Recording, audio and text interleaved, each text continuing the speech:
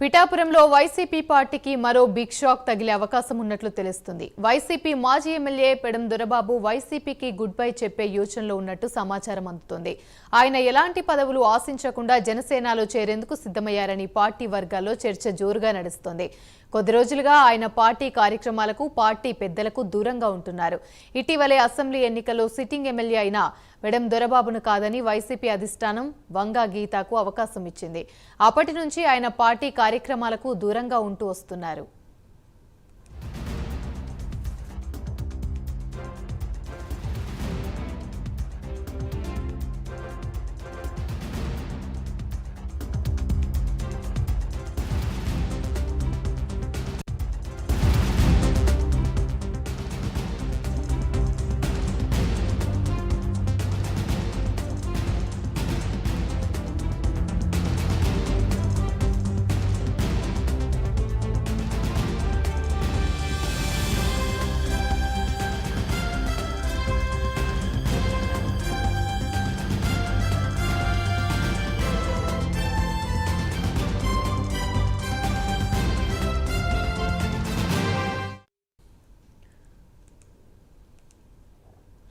పిఠాపురంలో వైసీపీ పార్టీకి మరో బిగ్ షాక్ తగిలే అవకాశం ఉన్నట్లు తెలుస్తుంది. వైసీపీ మాజీ ఎమ్మెల్యే పెండెం దొరబాబు వైసీపీకి గుడ్ బై చెప్పే యోచనలో ఉన్నట్టు సమాచారం అందుతుంది. ఇదే అంశానికి సంబంధించి మరిన్ని వివరాలు మా ప్రతినిధి వర్మ అందిస్తారు. వర్మ, చెప్పండి. అమని, ప్రస్తుతం వైసీపీకి కాకినాడ జిల్లా నుంచి ఒక బిగ్ షాక్ తగిలిందనే చెప్పాలి. ముఖ్యంగా జనసేన పార్టీలో పెండెం దొరబాబు మాజీ ఎమ్మెల్యే, పిఠాపురం నియోజకవర్గం నుంచి సిట్టింగ్ ఎమ్మెల్యేగా ఉన్నటువంటి పెండెం దొరబాబు పూర్తిగా కూడా జనసేనలో చేరుతున్నారని మరొకసారి వార్తలు ఇప్పుడు తెరపైకి వచ్చాయి. ముఖ్యంగా ఎన్నికలకు ముందే పెండెం దొరబాబు జనసేనలో చేరతారని జోరుగా ప్రచారం జరిగింది. ఆ తర్వాత ఎన్నికల తర్వాత పూర్తిగా సైలెంట్ అయిపోయిన పరిస్థితుల్లో తాజాగా ఎటువంటి పదవి ఆశించకుండా ప్రస్తుతం పెండెం దొరబాబు జనసేనలో పార్టీ చేరడానికి లైన్ అంతా క్లియర్ అయిపోయిందని తాజాగా మళ్ళీ వార్తలు వైరల్ అయిన నేపథ్యంలో పూర్తిగా కూడా పెండెం దొరబాబు జనసేన వైపు అడుగులు వేస్తున్నారంటే ప్రస్తుతం అది నిజమనే అర్థమవుతోంది. ముఖ్యంగా గతంలో పిఠాపురం నియోజకవర్గం నుంచి తాను ఆశించి పోటీ చేయాలి రెండోసారి అని కూడా ఆయన అనుకున్న తర్వాత జగన్ పూర్తిగా కూడా సీట్ల మార్పు, కూర్పులు ప్రత్యేకించి అటువంటి మార్పులు చేయాలనుకున్న తరుణంలో పూర్తిగా కూడా పెండెం దొరబాబుని కాదని అక్కడ వంగా గీత ఎంపీగా పనిచేసిన వంగా గీతకి పిఠాపురం నియోజకవర్గం సీటు కేటాయించినప్పటి నుంచి పెండెం దొరబాబు సైలెంట్ మోడ్లోకి వెళ్ళిపోయారు. పూర్తిగా కూడా పార్టీ కార్యక్రమాలకి పూర్తిగా ఏ పార్టీ కార్యక్రమంలోనే ఆయన పాల్గొనలేదు.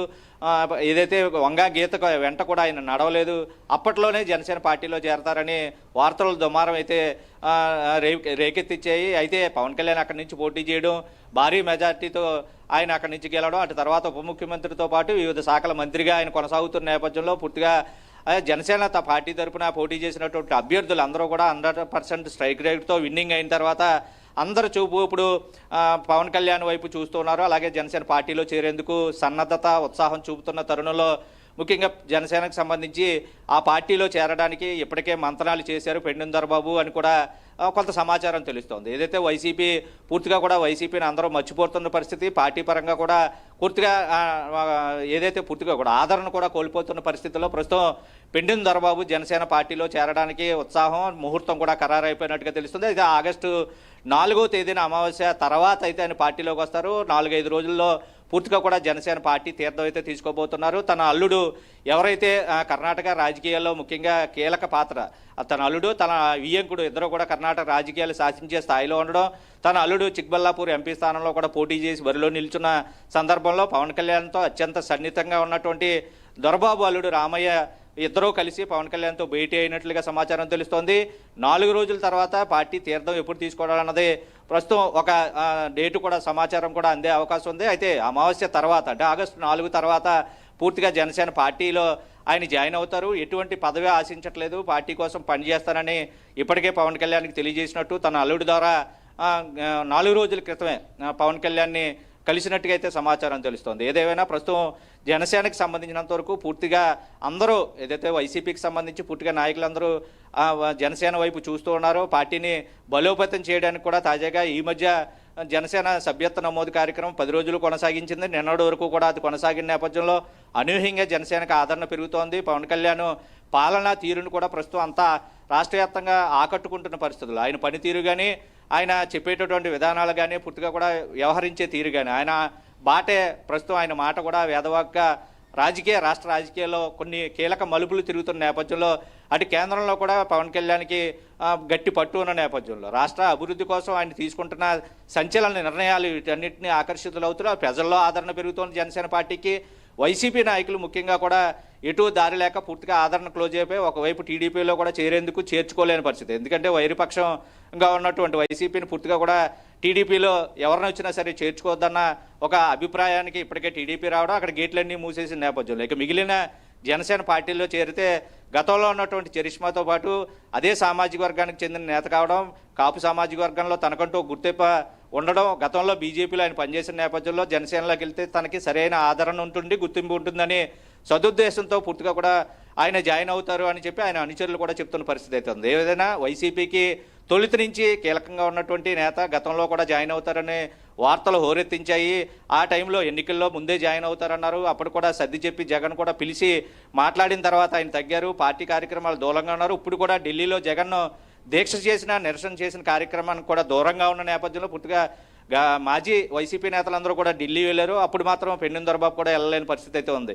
అయితే ఇంకా జనసేనలో చేరడం ఖచ్చితమని ఈ ఒక్క ఉదాహరణ కూడా తెలుస్తోంది. దీంతోపాటు ముఖ్యంగా 4 రోజుల తర్వాత అంటే ఆగస్టు 4 తర్వాత ఖచ్చితంగా జనసేన తీర్థం తీసుకుంటారు, ముహూర్తం కూడా ఖరారు చేసుకున్నారు. అయితే పూర్తి సమాచారం బయటకైతే వెల్లడి చేయలేడు. దీనికి అంతటికీ తన అల్లుడు ఎవరైతే గతంలో తన కుమార్తె ఆశ్రితను కూడా ఈ జనసేన పార్టీలో చేర్చేందుకు కూడా సన్నద్ధమయ్యారు. పిఠాపురం నియోజకవర్గం నుంచి టికెట్ తన కూతురు కూడా ఆశించారు. అయితే అనూహ్యంగా తెరపైకి పవన్ కళ్యాణ్ పోటీ చేసిన తర్వాత ఆ ఆశ్రిత కూడా జనసేన పార్టీలో క్రియాశీలకంగా తిరుగుతున్నా సరే ఇప్పుడు తన అల్లుడు రామయ్యకి పవన్ కళ్యాణ్కి ఉన్న సన్నిహిత సంబంధాలతో పూర్తిగా కూడా మరొకసారి పెండున దొరబాబు ఏమీ ఆశించకుండా, ఎటువంటి పదవి ఆశించకుండా పూర్తిగా జనసేన పార్టీలో చేరతారో, పార్టీ క్రియాశీలక సభ్యత్వం తీసుకుంటారు. అటు తర్వాత పార్టీకి మరింత బలోపేతం చేయడానికి కృషి చేస్తానని కూడా ఆయన తన అనుచరుల దగ్గర 2 రోజుల క్రితం చెప్పినట్టుగా కూడా సమాచారం తెలుస్తోంది. ఏదేమైనా వైసీపీకి కాకినాడ జిల్లాకు సంబంధించి ఏదైతే ఒక నియోజకవర్గం నుంచి బిగ్ షాక్ జరిగింది.